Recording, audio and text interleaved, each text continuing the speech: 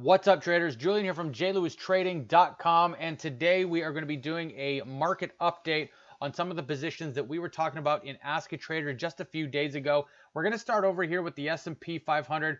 We were mentioning in Ask a Trader just 2 nights ago about the level of overextension that we saw in this last leg up in the S&P and the SPY, and I was forecasting that we were going to see a little bit of a drop below 2807, and you can see right through here on the SPX that was actually taken out today, and the markets have been trending lower. As a result, we're getting a lot of spiders kicking off as well. We've got the technology down, we've got energy down, and we've also got the financials, the three ETFs, the sector ETFs that we like to watch the most. All of them, as a result of this S&P 500 move down, are also trending to the downside, experiencing a bit of a dip on that overextension that I was just talking about.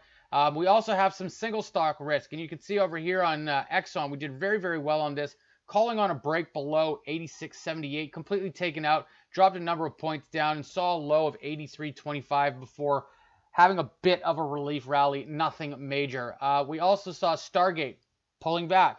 We were looking to short NetApp, also pulling back slightly, and then just to hedge everything, we had a position on the VXX. This is the ETN that tracks volatility, and obviously with the S&P 500 / SPY coming off, we had a bit of an uptick in the volatility and the VIX, and so we were long that, and we were looking for this little bit of a reversal pattern right through here, looking to take out 30.32.